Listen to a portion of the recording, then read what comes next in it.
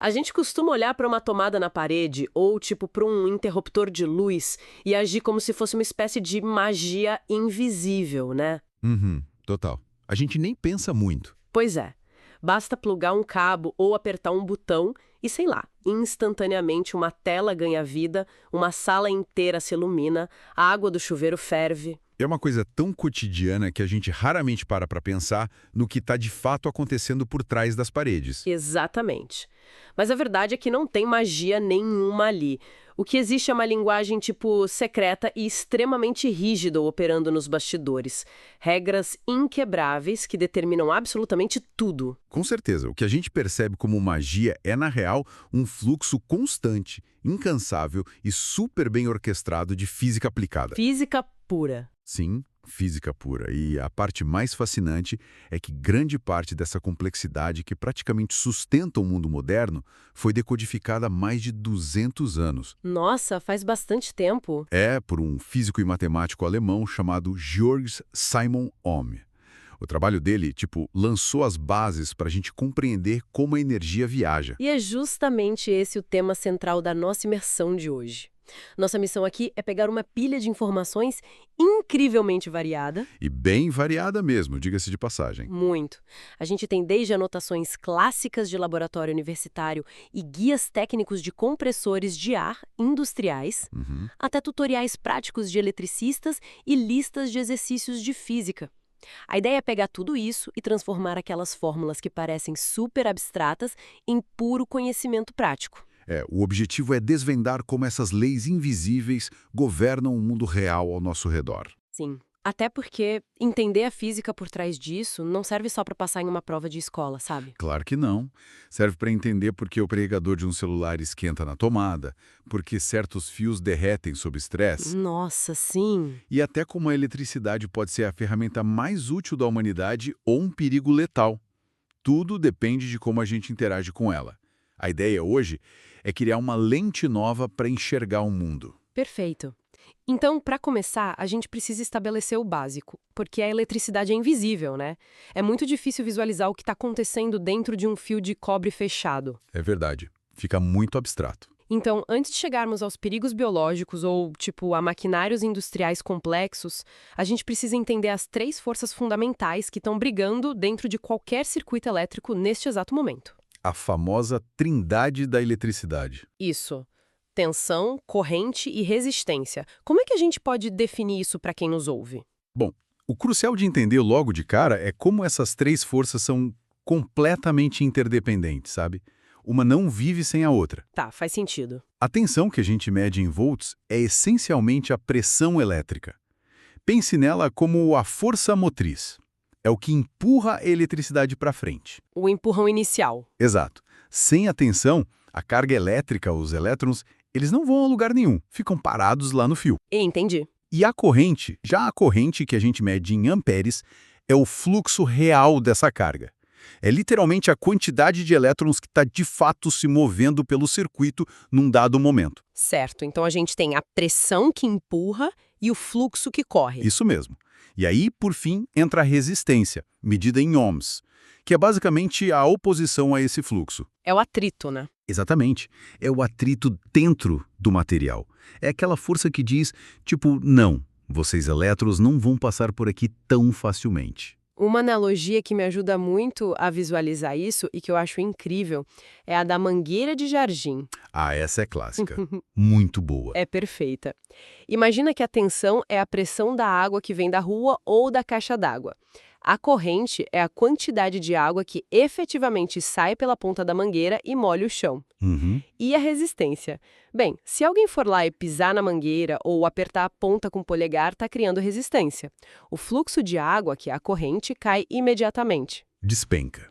E aí, para ter a mesma quantidade de água saindo com a mangueira espremida, a gente teria que abrir muito mais a torneira, ou seja, aumentar a tensão absurdamente para compensar o bloqueio. É uma imagem perfeita da dinâmica física. E é exatamente, matematicamente falando, o que a primeira lei de Ohm estabelece. Como é a regra formal? A regra dita que a tensão é igual à resistência multiplicada pela corrente. E tem até um atalho visual super bacana para isso, que o pessoal usa nas aulas de física. Ah, o famoso triângulo de Ohm. Esse mesmo. Se a gente colocar as letras num triângulo com o V de tensão no topo Uhum. e o R de resistência e o I de corrente ali na base, Aham. basta tapar a letra que a gente quer descobrir com o dedo. É um truque muito elegante. É prático. Se você tapa o V, sobra o R do lado do I, então é R vezes I.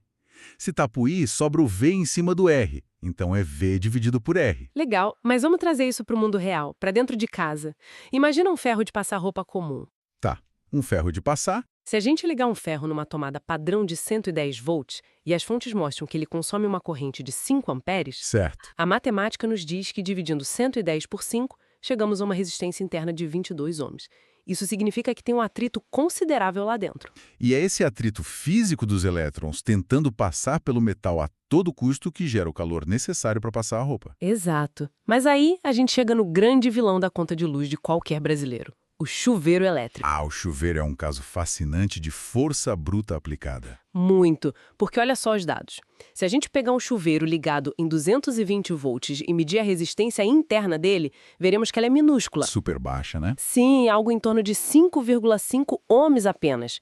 Se a gente jogar na lei de Ohm e dividir os 220 volts por 5,5 ohms, a equação revela que ele puxa uma corrente massiva de 40 amperes. É muita energia. Mas espera, isso me gera uma dúvida, e eu acho que muita gente pode estar confusa também.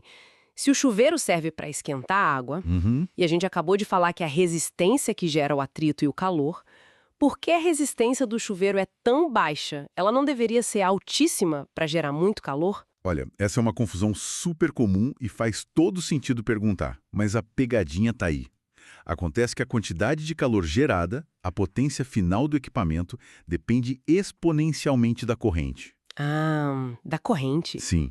Quando a resistência é muito baixa, ela meio que abre as comportas para que uma avalanche de elétrons passe de uma vez só. Entendi. São esses 40 amperes inteiros de elétrons se espremendo pelo metal ao mesmo tempo que geram um calor absurdo e instantâneo. Faz sentido. Se a resistência fosse muito alta, a corrente ia ser bloqueada e ia passar bem pouca eletricidade, e a sua água ia continuar gelada no banho. Nossa, agora tudo clicou.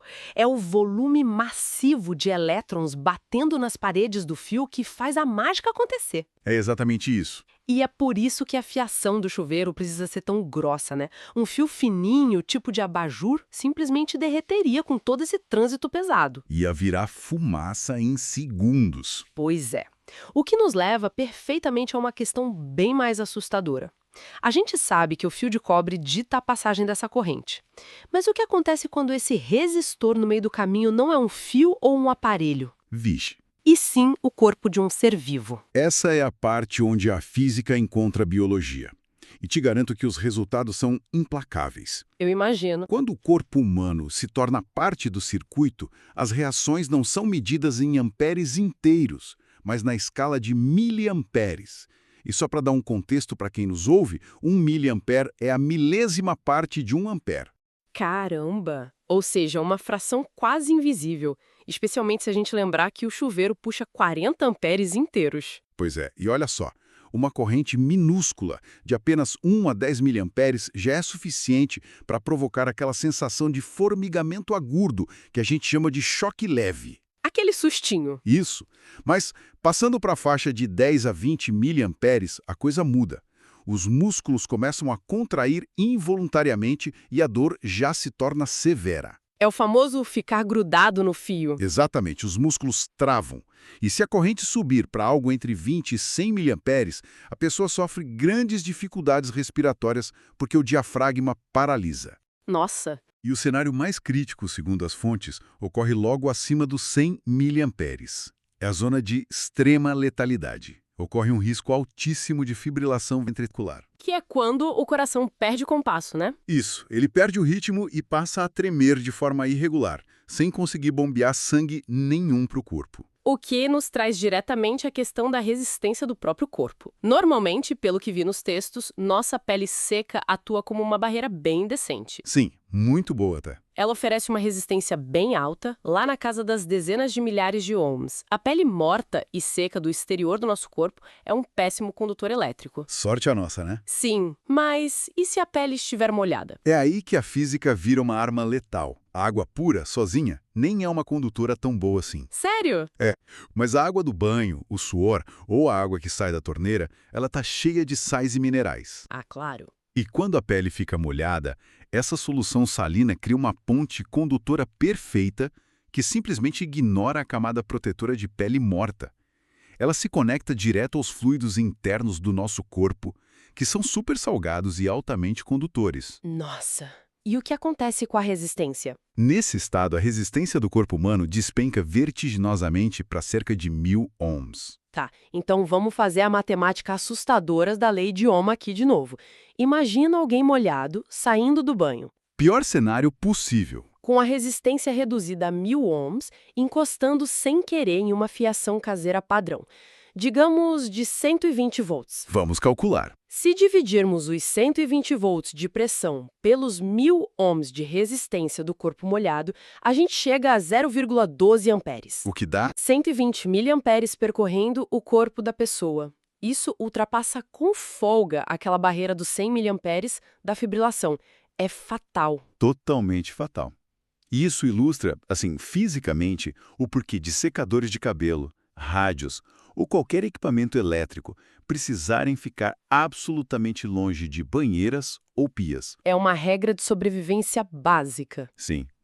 A água não apenas atraia a eletricidade, ela literalmente destrói a única barreira de proteção que a evolução biológica nos deu contra isso. Sabe, toda essa explicação pesada me faz pensar num ditado super comum.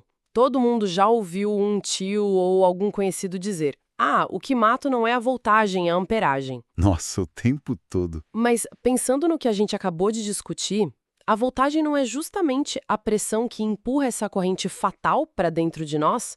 Tipo, como é possível separar as duas coisas desse jeito? Eu adorei que você trouxe isso. Essa é uma observação fundamental. E é exatamente por isso que esse ditado popular é tecnicamente, falho. Então ele tá errado? Meio que sim. De fato, é a corrente, a amperagem, que causa o dano biológico. É o fluxo de elétrons em si, que interfere no ritmo do coração e queima os tecidos nervosos. Certo. No entanto, o corpo tem uma resistência. É fisicamente impossível que uma corrente letal atravesse o corpo a menos que exista uma tensão, uma voltagem autossuficiente para quebrar essa barreira e empurrar os elétrons. Ah, então uma não funciona sem a outra. Exato. Sem a pressão brutal da voltagem, a corrente simplesmente não consegue entrar. Elas estão intrinsecamente ligadas pela lei de Ohm. A biologia é realmente frágil diante dessas forças brutas, eu fico chocada. Mas, de forma incrível, a própria natureza aprendeu a usar essa lei como uma arma. Ah, o caso da enguia. Sim, temos o caso super fascinante do peixe poraquê, a enguia elétrica lá da bacia amazônica. Pelo que os dados dos exercícios de física mostram, esse animal possui órgãos especiais chamados eletroplacas. Isso. E ele consegue gerar uma tensão impressionante de 600 volts. É um absurdo. A biologia desse bicho é uma verdadeira obra-prima de engenharia elétrica. Com certeza. E ele não apenas gera essa tensão gigantesca de 600 volts, mas ele consegue liberar essa carga gerando uma corrente de 2 amperes em pulsos ultra rápidos. Coisa de poucos milésimos de segundo. 2 amperes? É força mais do que suficiente para atordoar grandes predadores num rio, né? Fácil. O mais interessante de analisar esse fenômeno com as lentes da nossa imersão de hoje é que a gente pode usar a lei de Ohm para descobrir a resistência do próprio peixe. Como assim? Se ele produz 600 volts e permite uma saída de corrente de 2 amperes, a gente divide 600 por 2. O resultado dá 300 ohms. Olha só! Essa é a resistência interna das eletroplacas dele. É a física pura operando no meio da natureza selvagem. Isso mostra que a gente está todo mundo sujeito a essas regras, né? Quer seja um equipamento de metal ou um animal no rio. Mas isso me faz pensar em outra coisa agora. Manda. A natureza tem essa resistência própria que é incontrolável e meio caótica. Porém, nós, seres humanos, fabricamos a nossa resistência. O tempo todo. Como os engenheiros conseguem controlar com tanto precisão a resistência dentro da fiação das paredes de um prédio, por exemplo? É como se eles meio que moldassem a eletricidade à vontade. Bom, para entender como eles fazem essa mágica, a gente precisa ir além daquela fórmula básica do triângulo e entrar na segunda lei de Ohm. Tem uma segunda? Tem. A primeira lei, que a gente falou até agora, nos diz como tensão, corrente e resistência interagem entre si. Certo. A segunda lei nos explica de onde a resistência vem. Ela determina que a resistência de um objeto depende diretamente do material de que ele é feito e também da sua geometria física. Bom, o material faz todo sentido intuitivo. É o que as fontes chamam de resistividade, certo? Isso mesmo, resistividade. É como se fosse a impressão digital atômica de cada metal. Tipo, alguns metais têm átomos que seguram seus elétrons de forma mais frouxa, como a prata, que dizem que é o condutor perfeito. Sim, a prata é excelente. Mas como a prata é cara demais para colocar nas paredes do mundo inteiro, a sociedade escolheu o cobre, que tem uma resistividade um pouco maior, mas ainda permite que a corrente flua muito bem e é mais barato. Fiz o mil perfeitamente. É o nível de facilidade atômica para o movimento. Mas a parte onde a física se torna realmente contraintuitiva é a geometria da coisa. A forma geométrica importa. Demais. O tamanho e a forma do fio mudam tudo. Vamos trazer de volta uma analogia visual, então, para ficar mais claro? Como uma rodovia. Gosto de analogias, vai lá. Imagina que o fio elétrico é uma estrada comprida por onde os carros, que no nosso caso são os elétrons, precisam viajar. O comprimento do fio é a distância total da viagem. Perfeito. Quanto mais longa for a estrada, mais cansaço, mais buracos, mais atrito. Logo, a resistência sobe. Uma viagem mais longa tem mais resistência. Faz sentido? Faz todo sentido. Mas e a grossura do fio? Como ela entra nessa história? Seguindo na sua metáfora da estrada, a área transversal, ou seja, a grossura do fio, seria o número de faixas dessa rodovia. Ah, entendi. Uma estrada larga com muitas faixas, ou seja, um fio bem grosso, permite que milhares de carros fluam lado a lado ao mesmo tempo. Não tem engarrafamento. A resistência é mínima, então. Exato. Já uma estrada de pista única, espremida, um fio muito fino, força todos os elétrons a se amontoarem.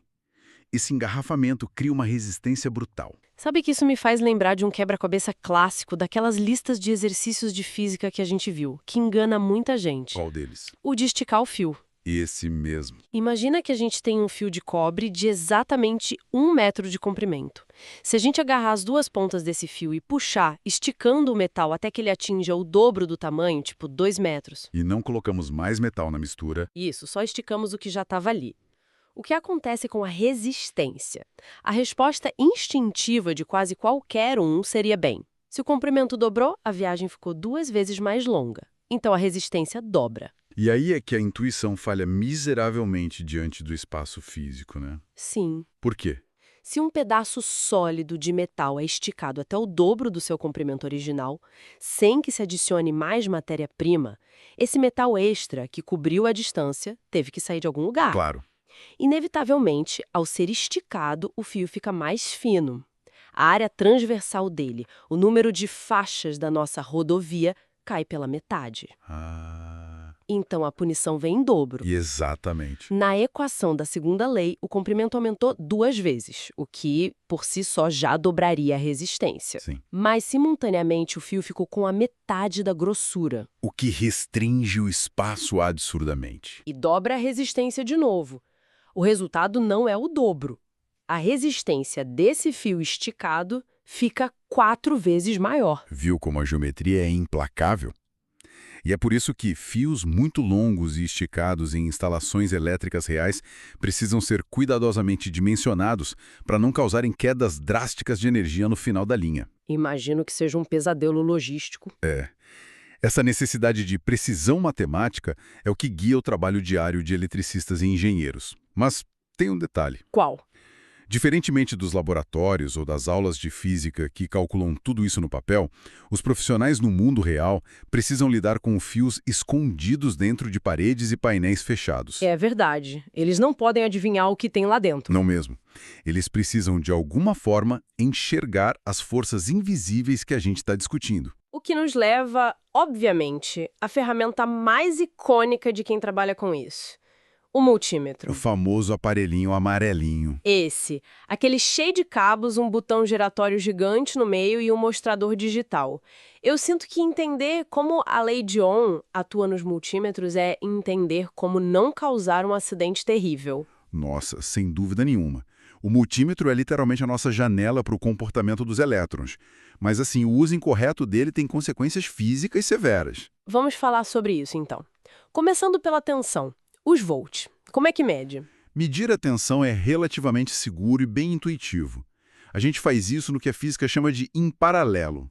Como seria isso na prática? Ou seja, com o circuito funcionando normal, basta encostar uma ponta de prova de metal de um lado e a outra do outro, como se estivesse tocando os dois polos de uma pilha. Ah, entendi. O aparelho simplesmente sente a pressão que está empurrando a energia entre aqueles dois pontos. E, pelo que vi nos tutoriais, a regra de ouro ao medir a tensão em tomadas, por exemplo, é nunca subestimar a pressão que vem da rua. Jamais. Se a rede de uma casa é de 127 volts ou 220 volts, é imperativo ajustar o multímetro para a escala mais alta que ele tiver, tipo 750 volts. Sempre jogue para cima. Isso, por segurança, para não sobrecarregar o próprio aparelho, né? Perfeitamente. Mas o cenário muda drasticamente e fica muito mais perigoso quando precisamos medir a corrente elétrica, os amperes. E aqui eu vou representar a curiosidade perigosa de quem não é profissional. Lá vem. O que acontece se, por um lapso de atenção, alguém mantiver o aparelho configurado lá no botãozinho para medir corrente e cometer o erro de simplesmente enfiar as duas pontas soltas na tomada da parede, exatamente do mesmo jeito que se faz para medir a tensão? Olha, isso causaria um curto-circuito catastrófico, quase explosivo. Caramba, e por que exatamente? Para entender o porquê, a gente precisa olhar de novo para a lei de Ohm e para como o multímetro é construído por dentro. Tá, me explica. Para medir o fluxo de elétrons, ou seja, a corrente, a energia precisa passar por dentro do multímetro. Ele tem que contar a passagem. Certo. E para não atrapalhar esse fluxo que ele está tentando medir, o multímetro é projetado de fábrica para ter uma resistência interna quase nula. Praticamente 0 ohms quando ele está na função de amperímetro. Ah, então ele meio que abre as portas completamente para a corrente passar livremente. Exato, escancarar tudo.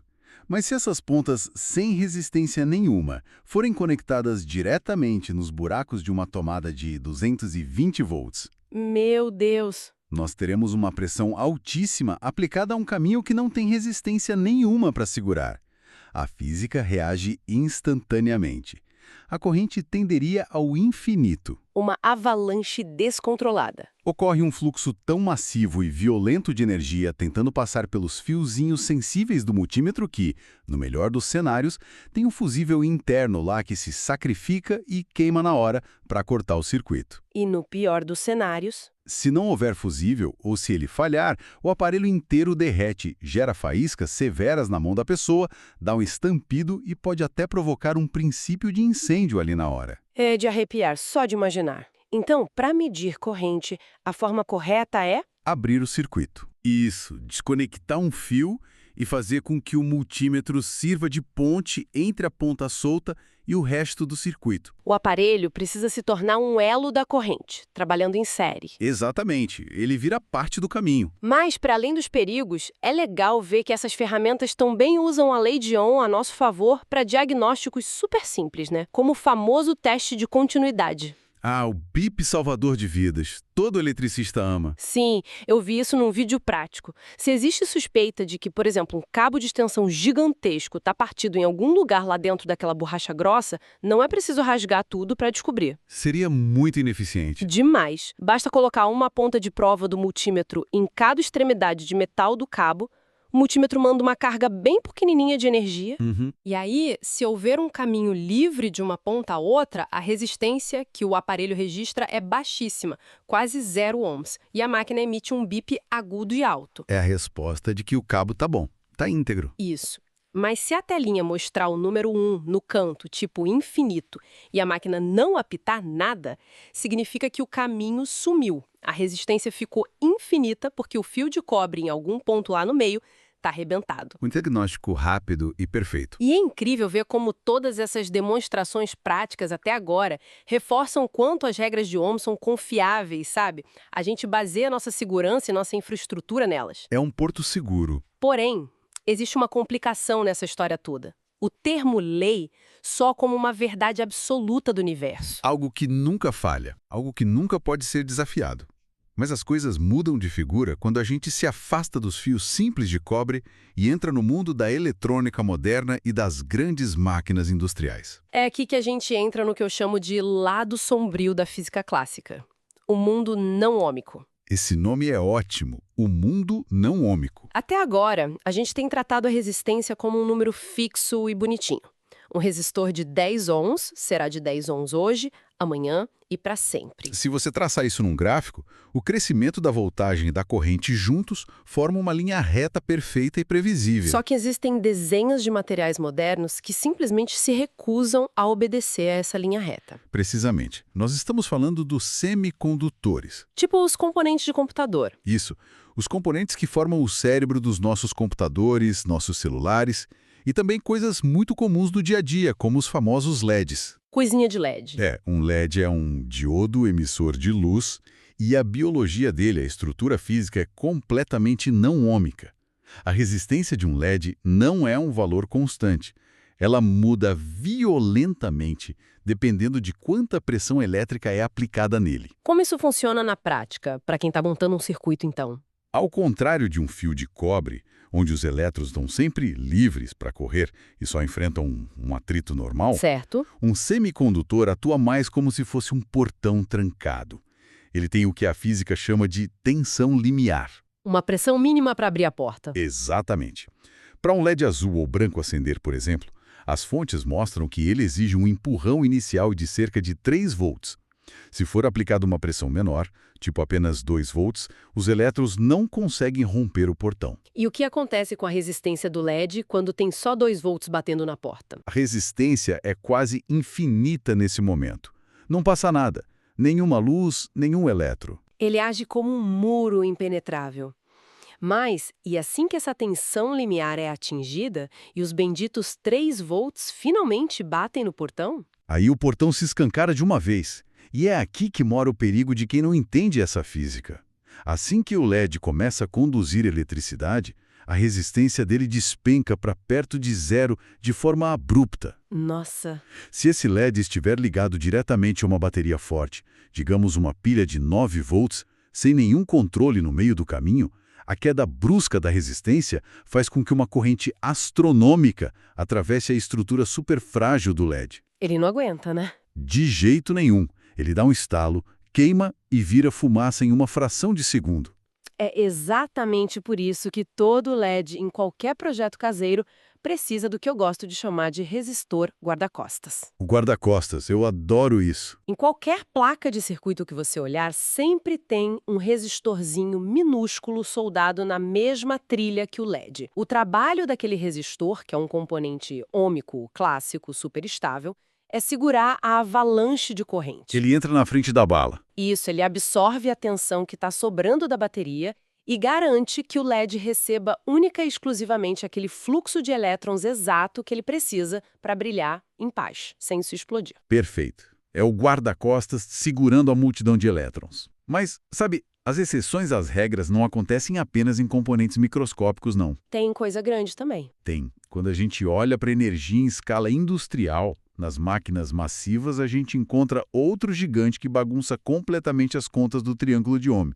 A corrente alternada. O AC. Sim, em circuitos simples, como pilhas de controle remoto ou baterias de carro, a corrente corre sempre numa única direção, de um polo para o outro.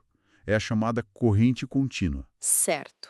Mas a energia que sai das grandes usinas e chega nas tomadas das nossas casas, ela não é assim. Ela oscila rapidamente para frente e para trás dezenas de vezes por segundo. Vai e volta. E pelo que eu vi nos guias de compressores, quando essa corrente vai e volta através das bobinas gigantes de um motor industrial pesadão, algo muito bizarro acontece com as forças da física. Muito bizarro. O movimento elétrico gera campos magnéticos fortíssimos que expandem e colapsam repetidamente num piscar de olhos. E essa dança magnética cria meio que uma força fantasma, né? Que empurra de volta contra a tensão original que está tentando entrar no motor. É a chamada autoindução. É o equivalente físico de tentar correr uma maratona e, de repente, do nada, a esteira do chão começar a se mover na direção contrária a cada passo que você dá. Deve ser exaustivo para o sistema. É caótico. Esse empurrão de volta magnético causa um descompasso no tempo. A tensão, a pressão atinge seu pico máximo num instante, mas a corrente se atrasa e só chega no seu fluxo máximo frações de segundo depois. Elas ficam fora de sincronia total. Nossa, então, nesse cabo de guerra magnético maluco, o simples atrito, que é a resistência clássica do fio de cobre, já não é suficiente para explicar a dificuldade de passagem da energia, né? Exato. A equação precisa evoluir para dar conta da realidade. A resistência pura do material do motor junta forças com a oposição invisível criada por esses campos magnéticos pulsantes. E como chama essa soma de problemas? O resultado de todas essas dificuldades somadas é um conceito mais abrangente, que a engenharia batizou de impedância, e é representada por um Z maiúsculo nas fórmulas. A lei de Ohm ainda sobrevive a isso? Sobrevive, na sua essência. A tensão ainda será o produto da corrente pela impedância. Mas ela precisa se vestir com uma matemática muito mais cabeluda e abstrata para dar conta do mundo real desses motores industriais. O que nos leva a uma reflexão muito interessante para fechar esse bloco. Fica claro que as leis fundamentais que dão vida à nossa tecnologia, elas são menos como dogmas religiosos inquebráveis e mais como ferramentas adaptáveis, sabe? São modelos da realidade. Fim. A lei de Ohm funciona de forma brilhante e impecável para esquentar a sua torradeira ou acender um abajur do quarto. Mas ela precisa de reforços teóricos pesados quando entra no mundo microscópico dos semicondutores ou na imensidão de motores industriais. E apesar que toda essa compreensão absurda sobre impedância, portões quânticos em LEDs e correntes letais no corpo humano começou séculos atrás com um matemático apenas observando fios de metal básicos no laboratório.